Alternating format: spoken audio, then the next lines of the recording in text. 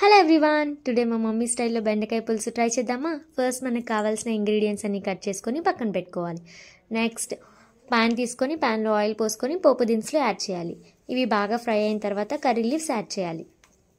ఈ curry leaves కూడా లైట్గా ఫ్రై అయిన తర్వాత మనం కట్ చేసి పెట్టుకున్న ఆనియన్స్ అండ్ మిర్చి వేసి బాగా ఫ్రై చేయాలి. ఇవి బాగా ఫ్రై అయిన తర్వాత మనం కట్ చేసుకున్న టొమాటోస్ కూడా యాడ్ చేయాలి. ఈ టొమాటోస్ కూడా బాగా ఫ్రై అవ్వాలి. అలాగే మనం కొంచెం చింతపండు తీసుకొని నానబెట్టుకొని పక్కన పెట్టుకోవాలి. అలాగే ఇవి బాగా ఫ్రై అయిన తర్వాత మనం కట్ చేసుకున్న బెండకాయలు ఇందులో యాడ్ చేయాలి.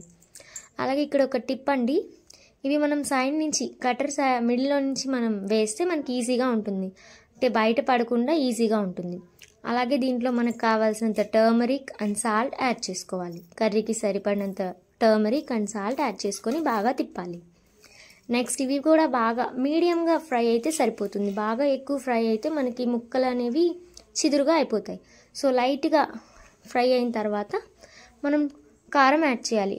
పులుసులో ఎప్పుడైనా మనం కారం ఎక్కువగా ఉంటేనే మనకి టేస్ట్ బాగా ఉంటుంది. నేను ఇక్కడ 2 స్పూన్స్ ఆఫ్ కారం యాడ్ చేశాను. ఇది కూడా బాగా తిప్పిన తర్వాత మనం నానబెట్టిన చింతపండు పులుసు వాటర్ని యాడ్ చేసుకోవాలి. ఇవి కూడా బాగా తిప్పిన తర్వాత ఒక 15 మినిట్స్ ఉంచిన తర్వాత మనకి యమ్మీ కర్రీ రెడీ. Thank you.